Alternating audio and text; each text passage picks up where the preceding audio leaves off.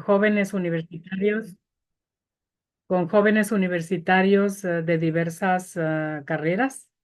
Y bueno, pues con mucho gusto les comparto mi experiencia, mi humilde experiencia en el camino de la escritura y la literatura. Bueno, pues yo nací en el estado de Chihuahua, en un rancho, eh, pero muy pequeña me trajeron a Ciudad Juárez, así que me considero juarense, porque aquí he vivido y he hecho mi vida completamente, ¿no?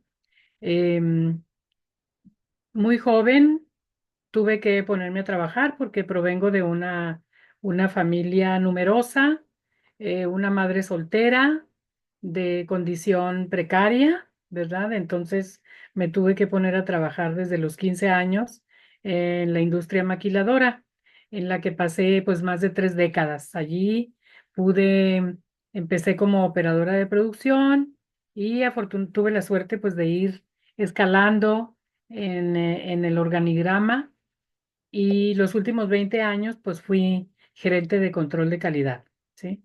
Em, no solamente en una maquiladora duré más de 20 años y luego trabajé en algunas dos o tres más cuando la primera empresa para la que trabajé quebró por problemas financieros, ¿sí?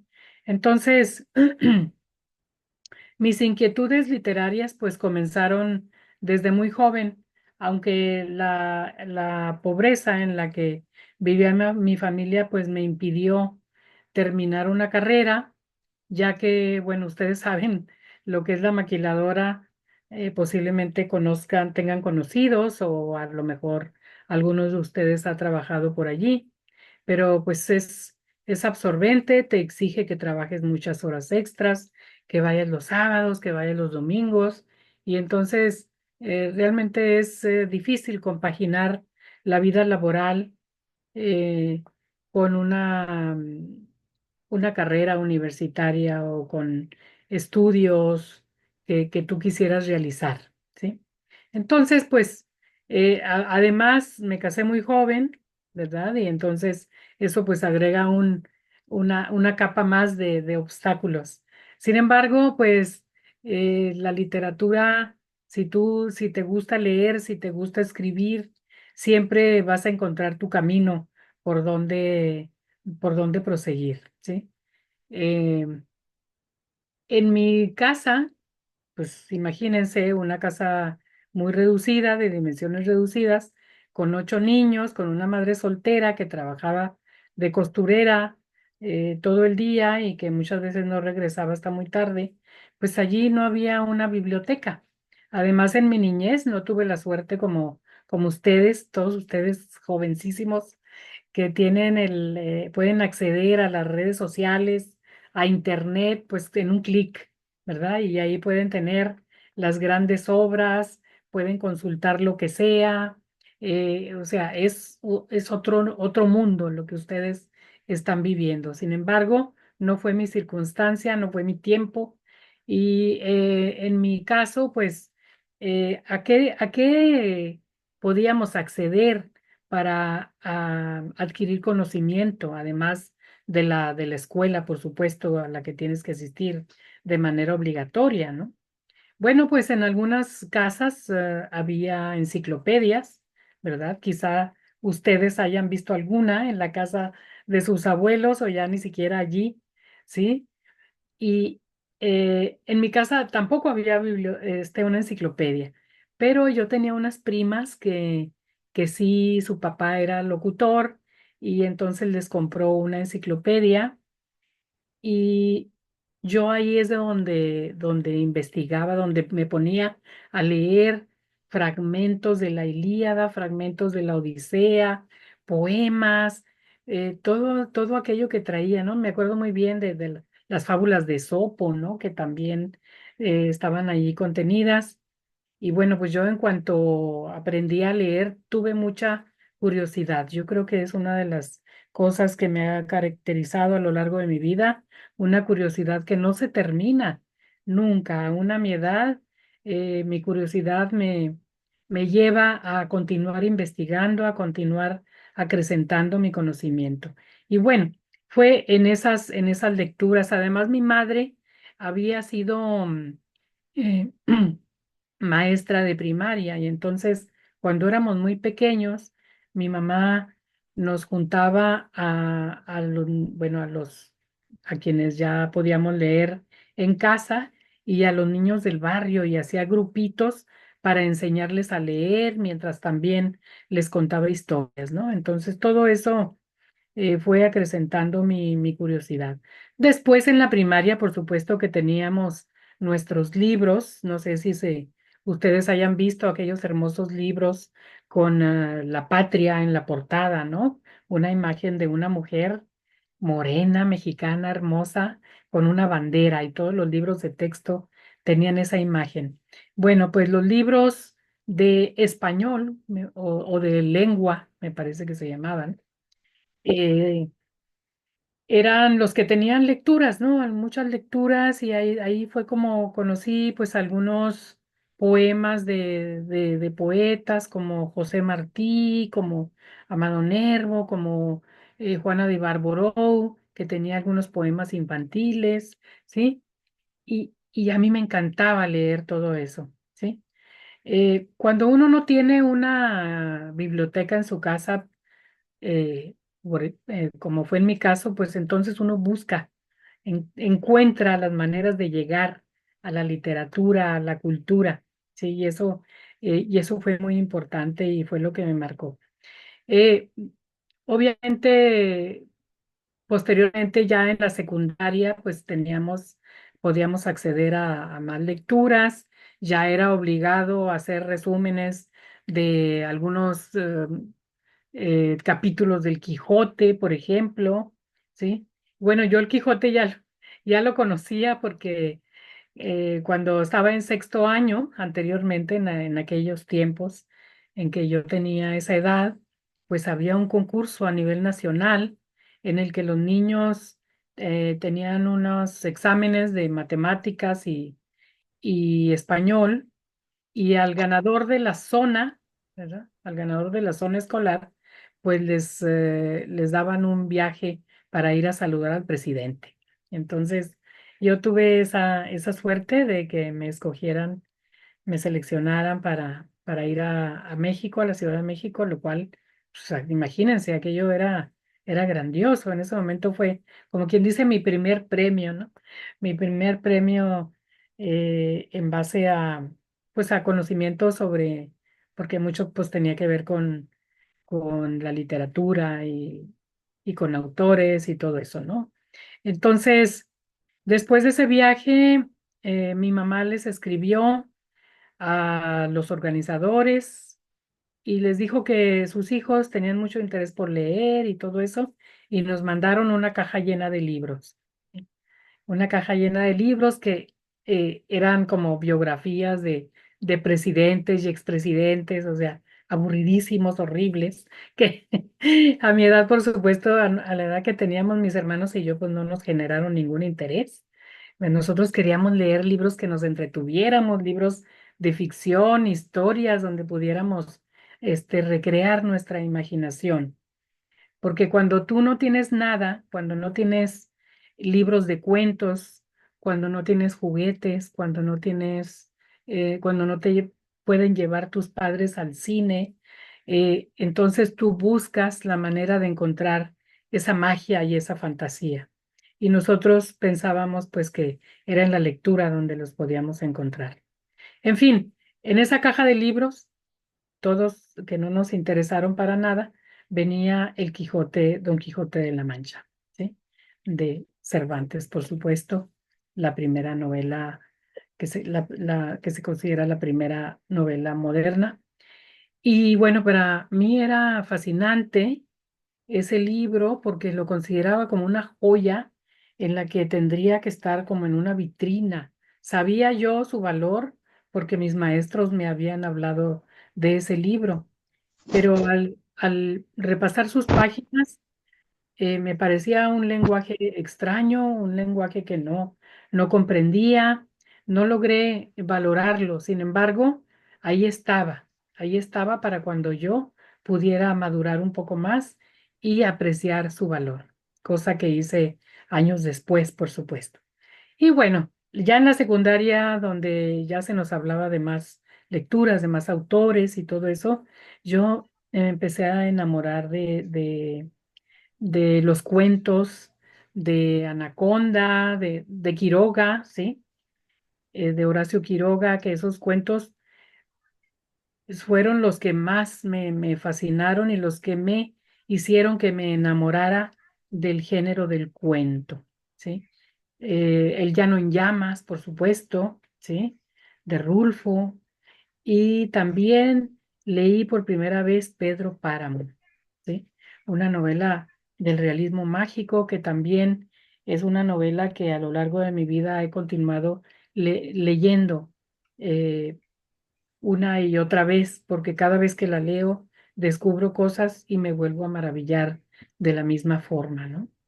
O de distintas formas, porque siempre encuentras otras aristas, otras perspectivas desde donde puedes analizar a los personajes y a la historia y cómo lo hizo Rulfo y en fin. Entonces, digamos que ese fue un poco mi acercamiento, mi aproximación a la literatura. Luego ya me tuve que poner a trabajar, me casé, tuve un hijo y, y ya fue más, fue como una especie de distanciamiento. Sin embargo, eh, en una época de mi vida difícil y complicada, tuve necesidad de leer la Biblia, porque con la Biblia yo quería encontrar respuestas a mi SOS personal, a mis problemas personales, ¿verdad? Y entonces un tiempo estuve también leyendo la Biblia y yo estoy muy satisfecha con haber hecho eso sin ser una persona religiosa, ni fanática, ni siquiera creyente, ¿sí? Pero en ese momento eh, leí la Biblia y es un libro maravilloso. Después de haberla estudiado por un tiempo, me di cuenta que en realidad lo que yo buscaba era era que por medio de la lectura poder aproximarme a la comprensión del mundo y de la condición humana, ¿sí? Entonces, fue muy importante para mí, pero bueno, es que la Biblia además es un libro fundamental que todos debemos leer porque se encuentra ahí un gran cúmulo de sabidurías y, y que además es una referencia, ¿no? En nuestra vida cotidiana y que es un libro que debemos conocer. Em, bueno, más adelante, pues yo me divorcié y me casé con mi actual esposo, Ricardo Vigueras, que posiblemente hayan escuchado hablar de él, también es escritor. Y bueno, ya viviendo con él tuve la oportunidad de acercarme a la magia de la literatura, ¿sí? Al placer de leer porque Ricardo fue tan afortunado que desde muy pequeño, yo creo que desde que nació, había una gran biblioteca en su casa y tenía, bueno, pues cuando se vino a México a vivir, pues una gran, em, una carga literaria y de conocimiento como filólogo, ¿verdad? Él conocía muy bien, por ejemplo, la narrativa gráfica, el cine y los libros, y entonces ya leí de una forma diferente. Empecé a leer todo lo que me había faltado leer en mi vida. O sea, yo soy una lectora y una escritora tardía, ¿sí? Sin embargo, yo creo que se puede ser lector y escritor a cualquier etapa de tu vida, ¿sí? Mejor si empiezas a la edad que ustedes tienen, mejor empezar jóvenes, ¿sí? Pero hay muchísimos autores que han comenzado su vida literaria tardíamente y han llegado a producir obras extraordinarias, ¿sí? No es mi objetivo es continuar leyendo y escribiendo, pues hasta donde se pueda, pero lo importante es disfrutar la lectura. Y no sé, Luis Arturo, si me permitiera leer un pequeño fragmento. Mira, en este libro, Por supuesto, maestra, adelante, por favor. en este libro que se llama La lectura al centro, que tiene 55 autobiografías lectoras, que ese lo compiló el doctor Eduardo Cerdán, que trabaja allá en la UNAM y que también es jalapeño, por cierto. No sé si lo conozcan o le suene, pero él tenía era un blog, me parece, y ahí se llamaba ese blog Los Caminos de la Lectura.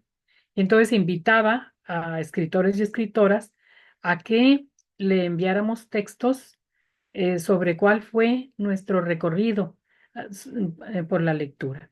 Entonces, por supuesto que no lo voy a leer todo, pero me gustaría leer la última parte de mi texto que está publicado en este libro y que recomiendo mucho porque es un realmente nos dice mucho de cómo los diferentes autores de este país se han ido acercando a la literatura. Y por supuesto que unos han comenzado aquí abajo, como yo, y otros han tenido la suerte de disfrutar de las grandes obras desde su infancia más pequeña, ¿no? Entonces, sin embargo, eh, yo, bueno, pues aquí hablo de muchos de los libros que yo he leído, de los libros que me formaron, en mi adolescencia, por ejemplo, leí La Metamorfosis de Franz Kafka, El Lobo Estepario de Hermann Hesse, eh, y otros, ¿no? Que estaban súper de moda ahí cuando yo tenía como 13 años. Pregúntale a Alicia, que causaba mucho morbo, ¿no? Porque esta era una quinceañera metida en las drogas. Juan Salvador Gaviota también, que se hizo súper famosa, de Richard Bach, ¿verdad? Que muchos de adolescentes de mi generación lo leyeron, pero tenía metáforas muy interesantes que creo que influyeron en el carácter de muchos jóvenes, porque hablaba mucho de los deseos de libertad, ¿sí? Y ese era un concepto que a mí me llamaba mucho la atención, ¿sí?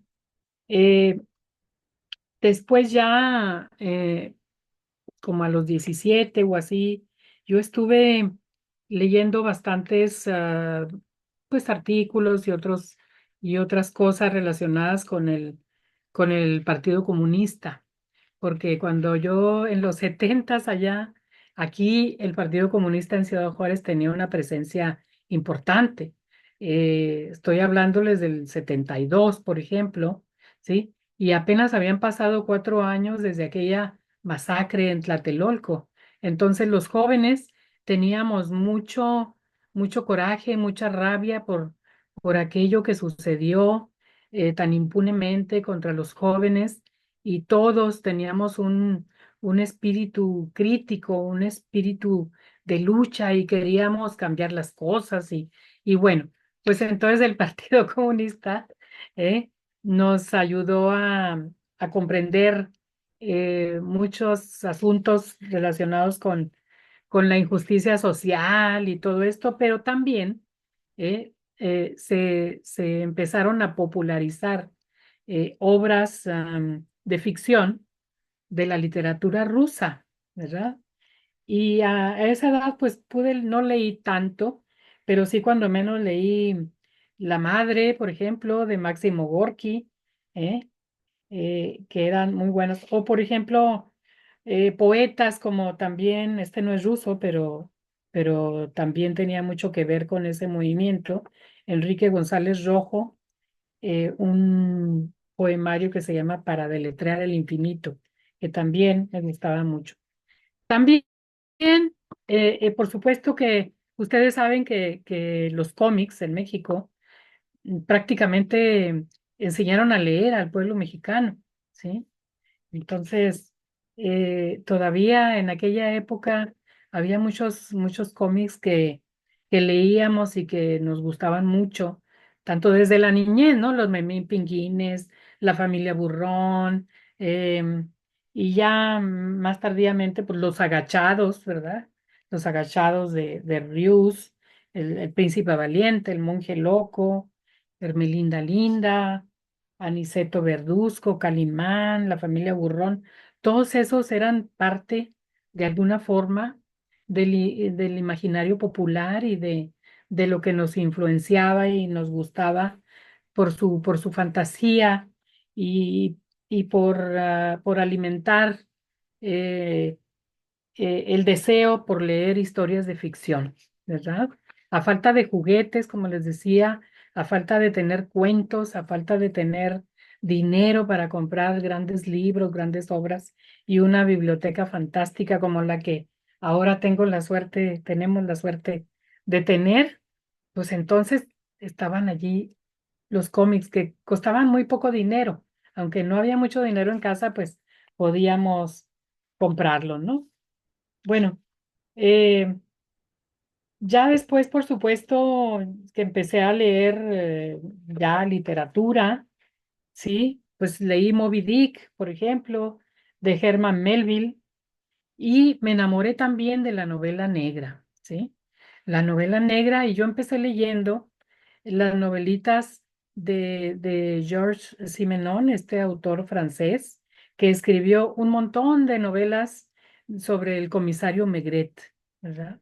Que me encantaron porque son breves, todas esas novelas, recomiendo mucho que las lean, pero su personaje tiene esa singularidad que es la que buscamos en los protagonistas de las historias de ficción. Es un personaje que lleva una pipa, que en los interrogatorios a los sospechosos toma cerveza y toma bocadillos allí en su oficina, y que además su sentido de la justicia es un poco ambiguo porque cuando ve que el sospechoso es un pobre infeliz que todo lo que quería es robarse unas cuantas monedas para comer, pues lo deja libre. Entonces, ahí se los recomiendo eso, ¿no? Y por supuesto también leí El complot mongol de Rafael Bernal, esta primera, la que se considera la primera novela negra mexicana, ¿sí? Y que cada vez se reivindica más. Es una novela muy, muy interesante, se las recomiendo también mucho. También leí Ensayo de un crimen de Rodolfo Usili, ¿eh? Eh, a John Connolly, a Patricia Highsmith, que también la admiro muchísimo, ¿sí? Em, y por supuesto, el género de ciencia ficción también es un género que a mí me interesa mucho, que me encanta. Y yo empecé leyendo las novelas de Philip K. Dick, este autor norteamericano, que dicen que escribía bajo el influjo de las drogas y no sé qué, pero que escribió grandes obras, ¿sí? A Ray Bradbury también, em, que escribió Fahrenheit, ¿cómo es? Fahrenheit 400, Luis Arturo, si te acuerdas. La temperatura de la Estoy Tierra en muteado. papel. Sí, Sí. Fahrenheit, me parece que es 450 de rap, No, no, 450 no. ¿no? Bueno, no.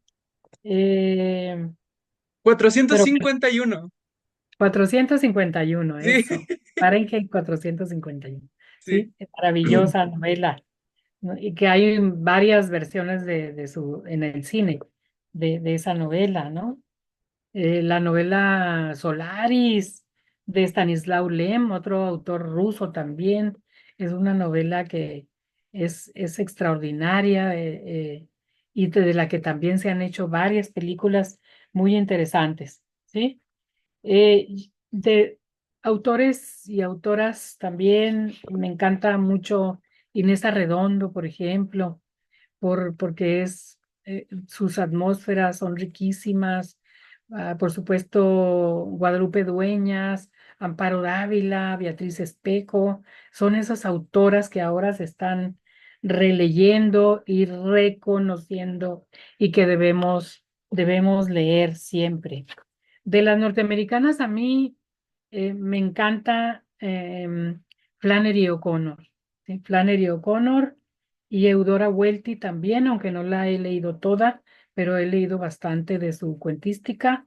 Y también Alice Munro, la autora canadiense, ¿eh? Que también tiene libros extraordinarios. Entonces, todos esos libros más o menos son los que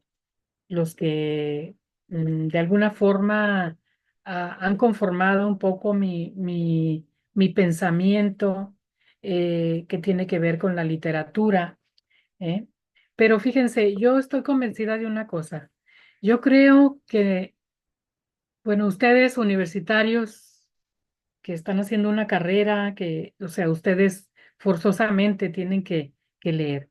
Yo también tengo que leer, como en mi oficio de escritora, tengo que leer cosas que tengo, libros que tengo que presentar, tengo que leer eh, cuentos que voy a recomendar en mis talleres, tengo que leer muchísimas cosas. Mi trabajo es leer, además de escribir, ¿sí? Em, pero creo que no debemos menospreciar a quienes no leen. Y este es el pequeño fragmento que yo quisiera leerles, porque también hay que tomarlo en cuenta, porque luego pensamos, es que los que no leen, pues no, son seres inferiores o qué. No, ¿verdad? No, no, yo creo que hay que ver las cosas como tienen que ser. Y déjenme les leo esto. Respeto mucho a quienes por diversas circunstancias no se interesaron por indagar en los libros. Ellos quizá encontraron respuestas a sus inquietudes en el contacto con la naturaleza y en las relaciones humanas sin tener que leer. Es posible que un campesino encuentre la poesía de la vida al meter las manos en la tierra nutricia, en el cuidado amoroso de los productos del campo. Un artesano encontrará el mismo placer que un lector mientras da forma y huele el barro del que emanan sus figuras. Un músico se embeleza en la ejecución musical y encuentra el sentido de la vida en la melodía. Yo leo porque encuentro en la lectura un espacio donde la vida no se reduce al melodrama de la cotidianidad, donde no necesito soportar su vacuidad. Leer es como inyectarme una droga con la que me emociono y paso de sufrir a conmoverme o reír o espantarme, a identificarme con personajes con los que encuentro la empatía que no hallo en personas reales. Leo porque me maravillo con la magia y la infancia que no disfruté de niña, porque hago en mi imaginación las cosas que no me atrevo en la vida real, porque recorro los lugares que nunca veré.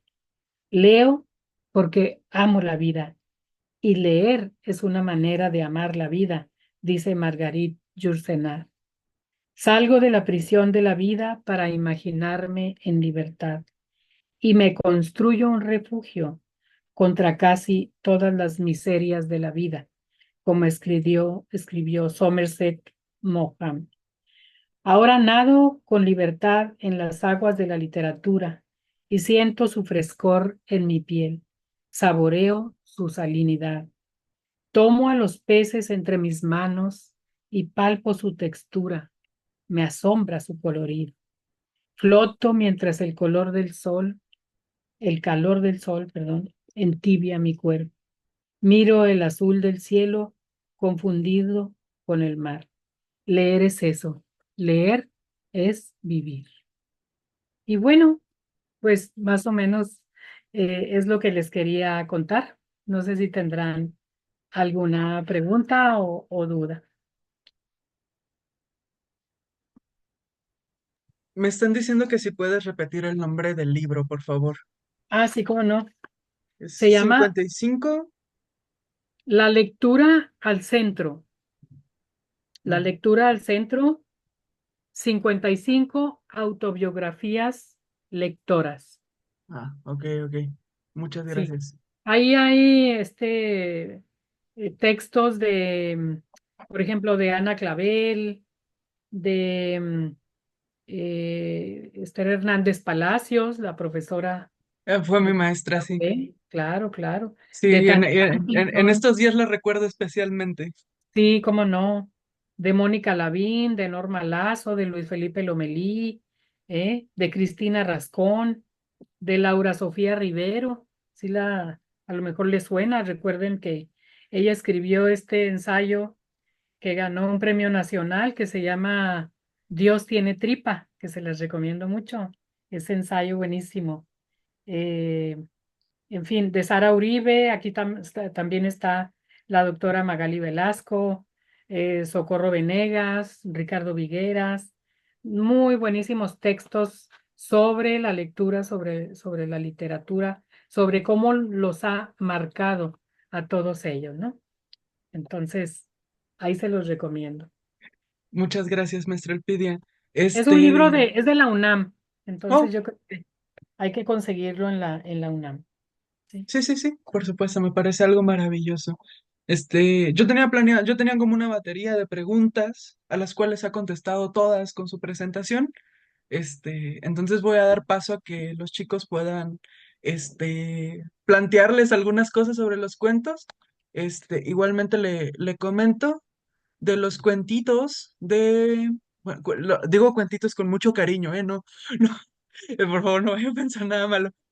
Leímos Ellos saben si soy o no soy y los textos que hemos leído para esta clase. Bueno, la clase pasada leímos algunos.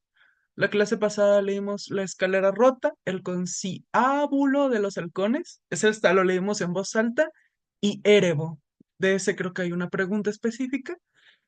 Para esta clase hemos leído El huérfano y enano, La cuna blanca, Danaide y La danza de las sillas. Chicos, bueno, pues por favor tienen a la autora de los cuentos, ¿no? Vamos a hacer ordenados. Levanten su manita para que puedan participar. Y si no los obligo, ¿no? Ya saben cómo funciona esto, ¿no? Ah, bueno. Sofi,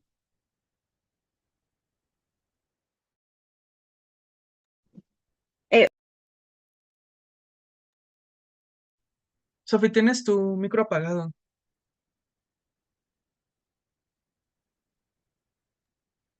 Listo. bueno, ya. Sí. Sofi, enciende tu micro. Ahí déjalo, ahí déjalo. Bueno, ajá. Este, como decía, pero no se me escuchó. Es un gusto estar hablando con usted y poderla conocer. Eh, Me gustaron mucho sus libros y yo en particular tengo una pregunta acerca de los primeros que leímos, ya que se centran en las maquilas. Mi mamá, hubo un tiempo donde trabajó en las maquilas, entonces también quiero conocer su opinión y quisiera saber qué nos podría decir acerca de los procesos de deshumanización que se viven diariamente en estos lugares. Muy bien. Gracias, Sofi.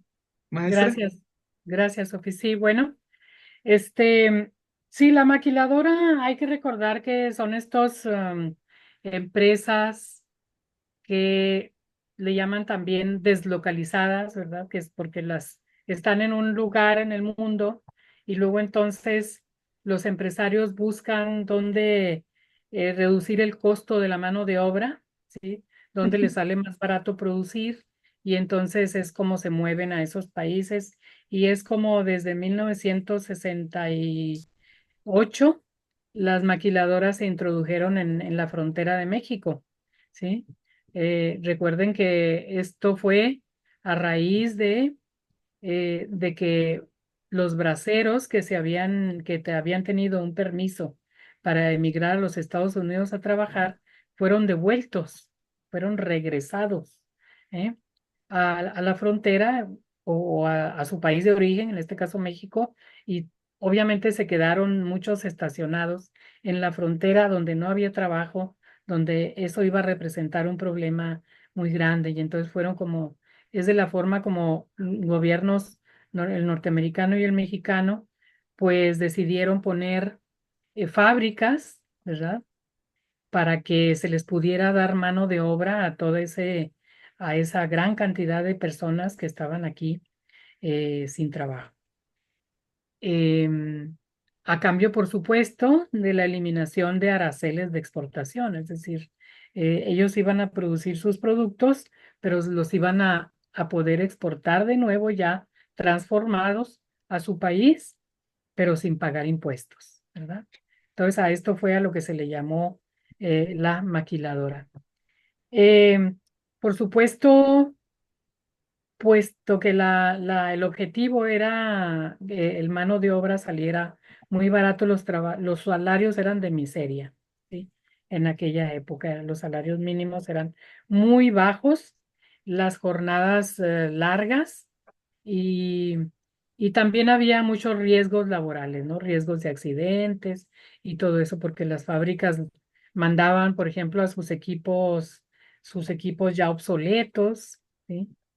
Ya viejos, anticuados, que ya incluso ya no tenían permiso de operar en Estados Unidos. Y bueno, Wow. todas esas circunstancias, por supuesto que devenían en accidentes laborales, en explotación también de la mano de obra, ¿sí? Y principalmente pues eran mujeres las que trabajaban en las maquilas. A los hombres les parecía em, no les gustaba pues la idea de ir a hacer cositas minuciosas, ensambles de pequeñas partes, ¿no? Todavía en aquella época, pues los hombres, sobre todo hombres de campo, hombres que estaban acostumbrados a trabajo rudo, pues eso les parecía un trabajo que no era apropiado para ellos, ¿sí? Además, todo eso conllevó a una situación de que los hombres vieron que las mujeres empezaron a independizarse, a ganar dinero que antes no ganaban. Por supuesto que también de vez en cuando surgía pues alguna fiestecita, ¿sí?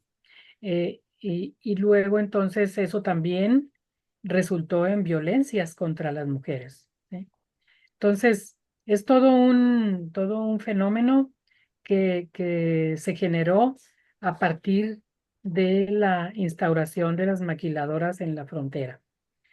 No podemos decir que esa situación prevalezca porque, en primer lugar, los salarios han aumentado, ¿verdad?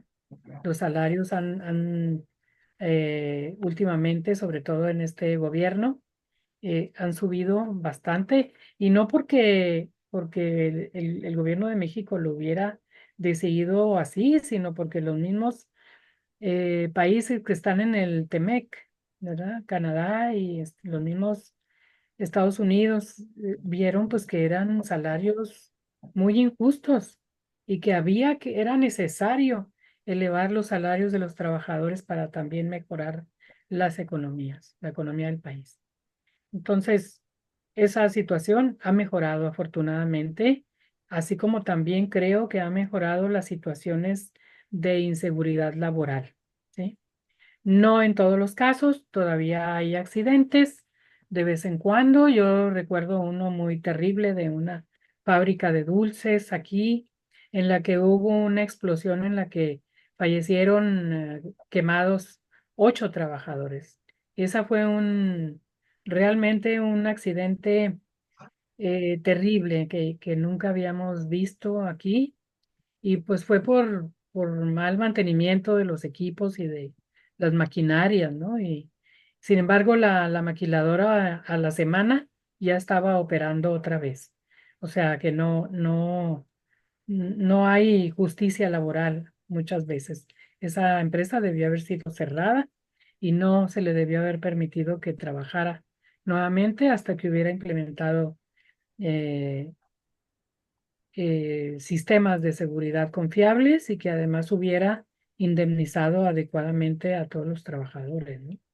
Sin embargo, sobre esos tipos de casos se guarda silencio, ¿sí?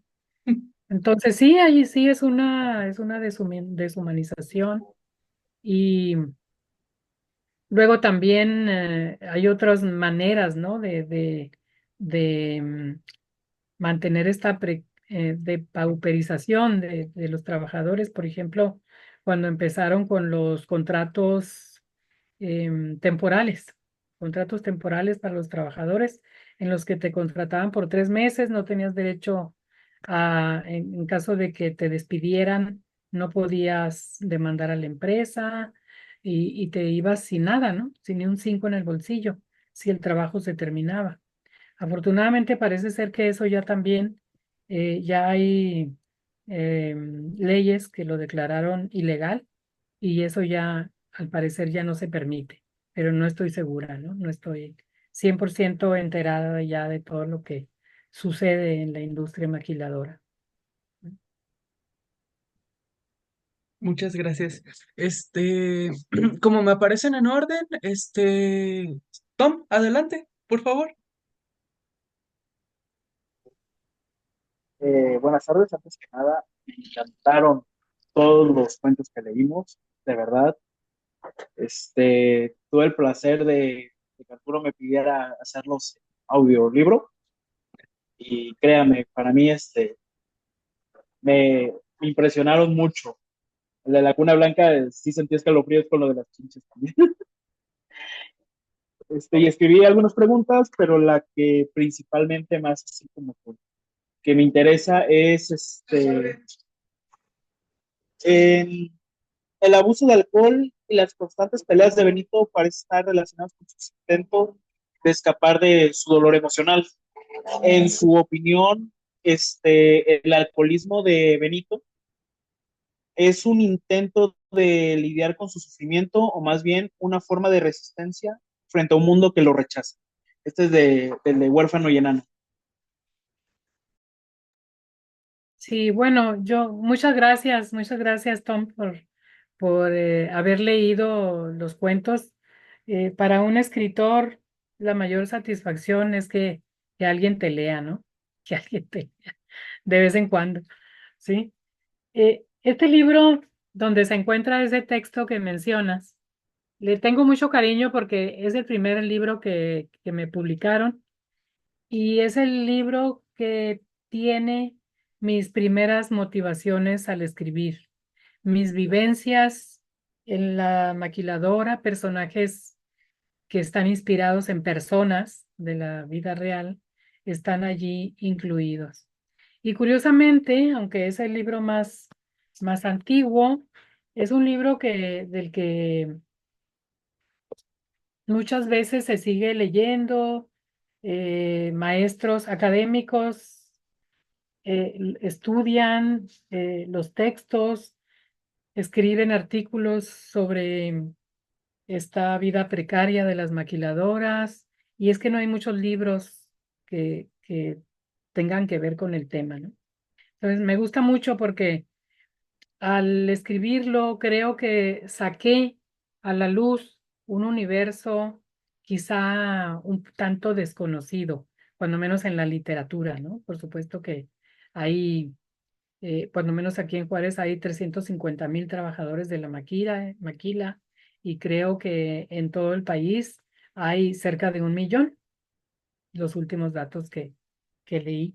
Entonces, son miles de trabajadores y que tienen millones de historias que contarnos, ¿no? Eh, y es difícil asomarse a las empresas. En primer lugar, no es fácil entrar a las maquiladoras, no está permitido que gente vaya, que haga entrevistas, que tome videos, nada de eso. Entonces, sí fue muy interesante para mí escribir sobre estos asuntos, estas cosas que pasaban hacia adentro. En el caso de este personaje de Benito, pues yo lo que intentaba reflejar allí, lo que traté de retratar, pues em,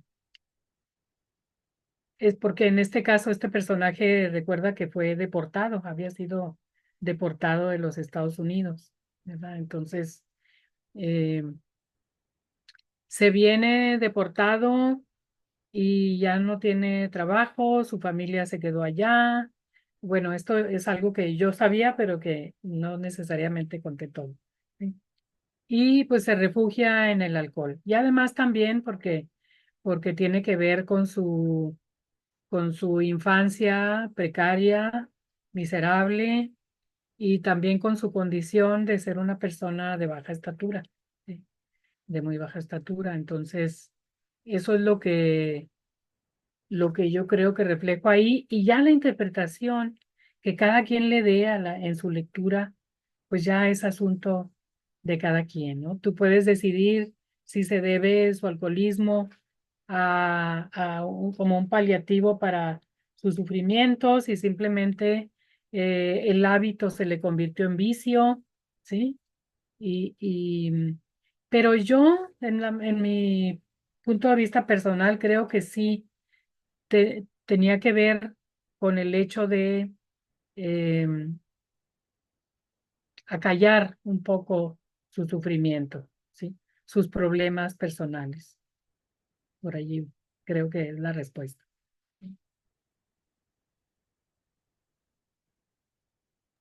Oh, muchas Porque gracias. sí, ¿Ah? recuerden que después de que un cuento se escribe, de que una historia termina uno de escribirla y la pone en el papel, allí es cuando comienza la historia verdadera, porque es en la mente del lector donde se va a terminar de construir la historia. Ya cada uno va a formarse, es como en las películas, ¿no? Las películas que tienen, que vemos y luego nos ponemos a reflexionar sobre la película y a pensar qué pudo haber ocurrido después, ¿sí? O antes de que la historia se nos contase, ¿sí? Entonces, la historia cobra sentido en la mente del lector, en la literatura. Muchas gracias, maestra. Mireya, adelante, por favor. Excelente tarde. Primero que nada, decirle que ha sido realmente maravilloso el escucharla. Eh, ya había tenido la dicha de saber un poco de usted precisamente por la doctora Magali. Nos ha dado muy buenas referencias de usted. Después de escucharla me dejó pensando en muchísimas cosas, entre ellas que me atrevo un poco a vincularme un poco con su autobiografía lectora, porque precisamente yo vengo de una familia no lectora y mi sueño, bueno, yo soy una persona ciega. Y mi sueño a través de la lectura precisamente era que se me abrieran las puertas a ese mundo al que yo no tenía acceso a través de la vista. Y precisamente ese punto es el que quisiera un poco dialogar con usted. En el cuento Erebo me llamaba un poco la atención el título que usted eligió para ese cuento. Me gustaría, claro, mi propia interpretación me diría, bueno, yo creo que lo hizo por tal o cual razón. Me encantaría un poco que nos contara sobre ese cuento, porque allí nos muestra a un personaje que ha adquirido la ceguera y que su esposa lo abandona. Y se me quedaron como muy grabadas las palabras donde le dice, si antes no servías, ahora mucho menos, ¿no? O sea, cómo se ve a la ceguera desde su perspectiva. Bueno, son dos preguntas para no llenarme de tanta información. Una es sobre el título del cuento. ¿Qué la llevó a ponerle Erebo? Y dos, un poco que nos cuente sobre personajes y acaso tuvo como, no sé, como su perspectiva propia al incluir un personaje ciego precisamente en este libro. Sí, bueno, gracias, Mireya. Em, sí, mira, el título, hay otro cuento allí que también tiene un título que tiene que ver con la mitología, ¿verdad? Que es Danaides. Entonces, ese también, las Danaides, pues son personajes de la mitología que fueron castigados, ¿eh? Fueron castigadas por haber matado a sus esposos y entonces son castigadas en el infierno a llenar un cántaro y sin nunca poder hacerlo, ¿verdad? Entonces, ese es su castigo eterno. En el caso de Erebo, por ejemplo, también, pues es el nombre de un dios de las tinieblas, de la oscuridad, ¿sí? Entonces, eh, él es el dios de esos lugares subterráneos, sombríos, oscuros, tenebrosos, ¿sí? Que pienso yo que engloba bastante bien ese título, pues a lo que se enfrenta ahora nuestro personaje, ¿sí? Nuestro personaje que trabaja en la fábrica y que poco a poco va quedando ciego, ¿sí? y sus compañeros de trabajo, cómo lo protegen para que continúe haciendo su labor de alguna manera, pero sabe que tarde o temprano pues lo van a tener que despedir porque no ve, no ve y va a poner en riesgo su vida y su seguridad y las de los demás, ¿sí? Y luego también el personaje pues se enfrenta a esta abandono institucional, diría yo, del seguro social, que cuando te dicen, pues es que nosotros no tenemos eso, no tenemos ese medicamento, no tenemos esa quimioterapia, no tenemos esas válvulas que usted necesita para que continúe viendo, que podrían solucionarle a lo mejor en parte su glaucoma, porque este personaje tiene glaucoma y el glaucoma es incurable y va a hacer que pierdas la vista tarde o temprano, ¿sí? Entonces, este, por supuesto, fue un personaje que trabajaba conmigo, era mi compañero de trabajo, ¿sí? Y también es verdad que su esposa lo abandonó, en lugar de apoyarlo y todo eso, pues lo deja. Y luego entonces era muy, bastante duro verlo en ocasiones llegar ya después de que tuvo que irse y para ir a cobrar su incapacidad o para algún trámite todavía en la fábrica ya después de que, de que ya no podía volver, ¿verdad? Y él lloraba porque no solamente perdía la vista, sino además perdía su esposa y la oportunidad de seguir ganando dinero, porque la incapacidad por ceguera no se paga al 100%, ¿eh?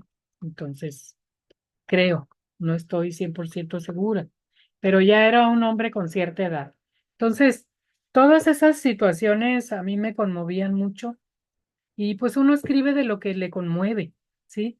De lo que le duele, porque tú quisieras hacer más, tú te sientes, porque hay una impotencia, ¿sí? Y quisieras poder solucionar y de poder exigirle al Seguro Social que lo ayudaran, que lo apoyaran más, en fin. Y todas estas historias que están contenidas en mi libro, creo que vienen por ahí, ¿no? De yo ser testigo de toda esta injusticia, toda esta violencia estructural, ¿sí? En el ámbito laboral que no es posible resolverlo. Entonces, uno cuando escribe intenta componer el caos, intenta comprender. Y ahí está el valor de la literatura, el valor de escribir, que tú tienes todas estas ideas desordenadas en tu mente y entonces cuando escribes o las puedes entender a tu manera, las puedes comprender, puedes a lo mejor inclusive expresar tu empatía y una vez que está escrito dices, bueno, yo no puedo solucionar nada de esto, pero aquí está mi testimonio, mi denuncia, aunque sea por medio de la ficción. Y eso es lo que pretendí, Mireya, nada más. Ah, pues de verdad, muchísimas gracias. Además de que ese cuento tocó fibras muy sensibles, o sea, no tanto que me pase a mí, y gracias a Dios no, pero sí un poco como la perspectiva de cómo se ve a la ceguera, si es adquirida, si es de nacimiento, si viene de la familia, si viene de la pareja, si viene de la pareja hombre, si viene de la pareja mujer, o sea, son como muchos rasgos. Y tenía esa duda, un poco, yo sé que la interpretación mucho depende de nosotros, pero sí tenía como esa pequeñísima y gran duda a la vez de cómo había sido como el origen de ese cuento. Le agradezco muchísimo. No, gracias a ti por leerme.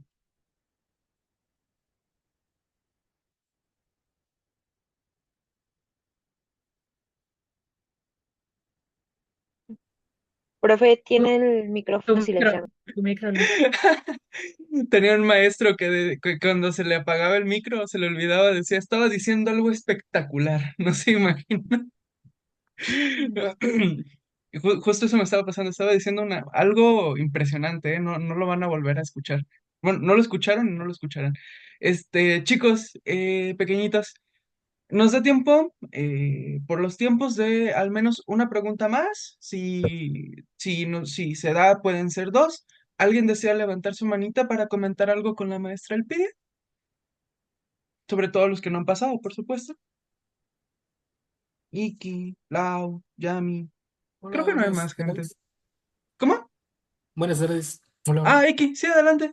Sí, bueno, mi duda más que nada era acerca de las influencias que tenía usted y pues ya las respondió en la presentación.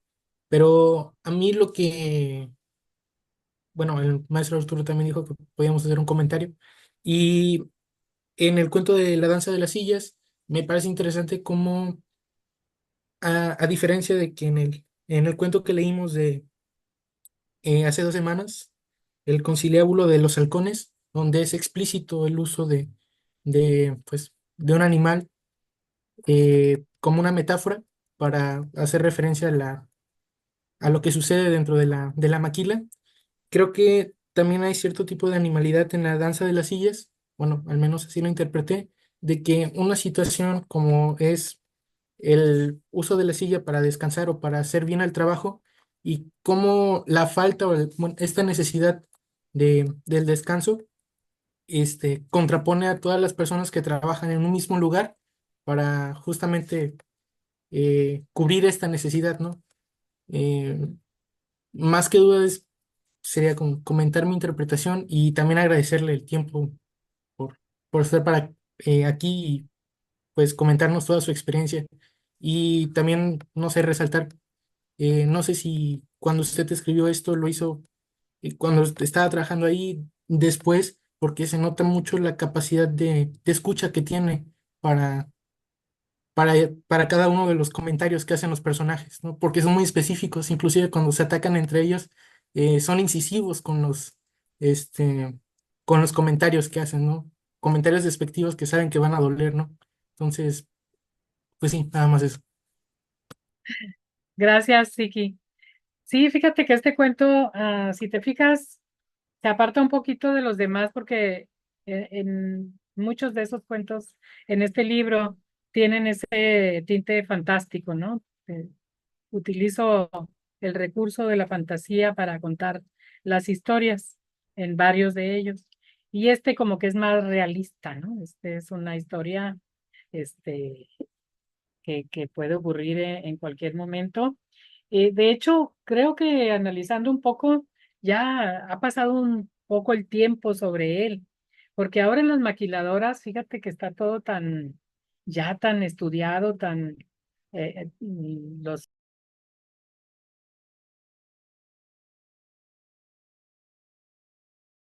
Maestra, se cerró su micro. sí, comentaba que digo que ha pasado un poco el tiempo por este cuento, porque ya en muchas empresas ya no se utilizan las sillas para que los trabajadores hagan su trabajo. Están de pie o incluso hay unos banquitos que son nada más como para eh, reposar las posaderas, valga la redundancia, pero ya no, en la mayoría ya no usan sillas, ¿sí? Cuando yo estaba trabajando, sí, había largas bandas de producción, ¿eh? Estas bandas de color negro que son como sin fin, que están, y ahí es donde se ponían las piezas, los subensambles que iban avanzando conforme se le iban agregando piezas hasta conformar pues una pieza completa, ¿sí?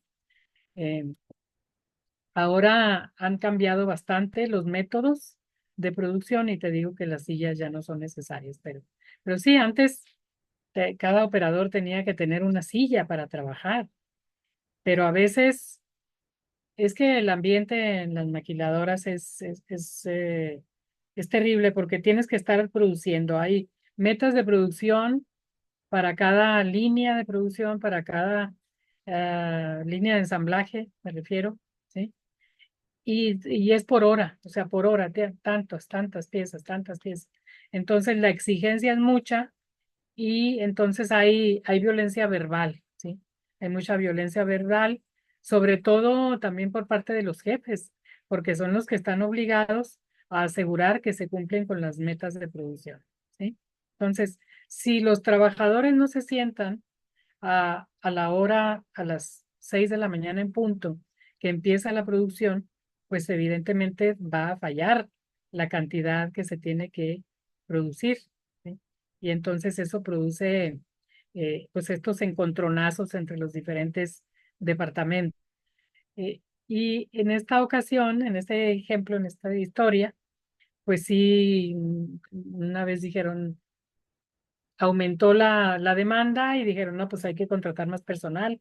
Luego, inmediatamente. Y ándale, que llegan ahí cientos de trabajadores, pero no había sillas, ¿no? Entonces, es cuando se produjeron todas estas situaciones chuscas algunas, la burla de los trabajadores pensando que los jefes son unos pendejos, ¿eh? Y luego los jefes pues intentando ver cómo solucionaban eso. Entonces, me han dicho que se les hace muy gracioso, muy simpático ese cuento. De hecho, por ahí anda un podcast donde lo grabaron, me parece. Y sí, pues por ahí es por donde salió esta historia.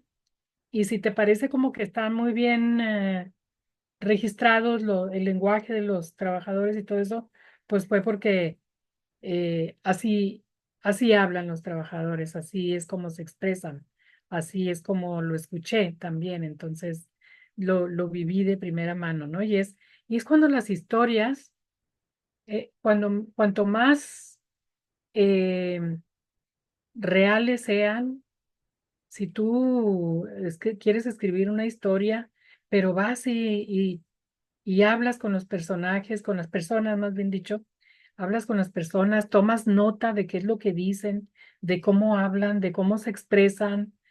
Registrar todo esto es importante para poder escribir historias que sean verosímiles. Estamos intentando, al escribir, que sea verosímil, que los personajes sean creíbles, que sean también tridimensionales, ¿sí? Y eso es lo que a lo mejor tuviste, ¿verdad? Que son personajes creíbles porque están sacados de la vida real, ¿verdad? Muchas gracias. Gracias a ti, Iki. Bueno, muchas gracias, sí que muchas gracias, maestra Alpedia. Bueno, siendo las 5:14, creo que podemos ir cerrando. Muchísimas gracias por pasarse por aquí un ratito. Ha sido muy bueno. Me alegra que los chicos les hayan hecho preguntas, bonitas. Bueno, espero que las haya considerado bonitas, a mí me gustaron. Es, pero bueno, muchísimas gracias.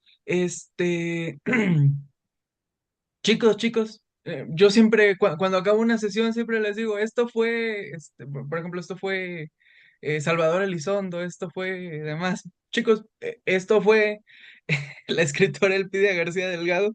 Espero que hayan disfrutado por aquí su presencia. Maestra Elpidia, no nos queda más que decirle que muchas gracias. No, retomo mi invitación. El día que venga a Jalapa, por favor, escríbanos, que con mucho gusto vamos a donde usted nos diga. O si no tiene lugar, nosotros nos inventamos un lugar. Conozco mejores lugares que la doctora Magali. Estoy segura que sí. No, con mucho gusto. Vamos a juntarnos cuando vayamos para allá, ¿eh? Te escribo y nos juntamos cuando menos para tomarnos un café o una Por cerveza, favor, ¿eh? por favor. Claro que sí. Bueno, chicos, Y si no tienen el libro y les interesa, pues les mando unos ejemplares, yo ¿eh? no lo tengo, por favor, Por tráigase favor, como por 5. favor, sí, sí, sí. Sí, No, sí, pues, sí. pues miren, se los voy a mandar sin costo para todos ustedes. Bueno, el que no lo tenga, ¿verdad? Si ya, Caray. no. A ver, Pero, ¿qué? ¿cuántos somos? ¿Cuántos son? Aquí yo creo que lo que sería justo es que solo para ellos, entonces contándome a mí somos 8. 8. Muy bien, pues Ujú. te mando 8 libros, ¿vale? Bueno, maravilloso. Bueno, mándame una dirección y te los hago llegar como regalo de Navidad, ¿ok? Maravillosa, maestra. Miren nada más, niños de nada, ¿no? Muchísimas gracias. Sí, Será un regalo muy pequeño. maestra, ya que está, les podría poner ahí una firmita de que... Sí, mándame los nombres y se los dedico, ¿sí? Ay, maravilloso, maravilloso, Vale, perfecto. Miren, niños, ¿ya vieron? bueno, Muchas gracias, maestra Elpidia, que ha sido una aventura muy chida. Tenga por seguro que su trabajo por acá va a prevalecer mucho. Va a continuar. No le prometo hacer una maestría sobre su obra, pero prometo promoverla todos los días, y lo más que pueda desde mi trinchera. Muchas gracias y bueno, muy chicos, amable, nos Luis. vemos. Hasta Muchas luego. gracias. Abrazos a todos, ¿eh? Gracias. Bye. Gracias, muchísimas gracias. Gracias.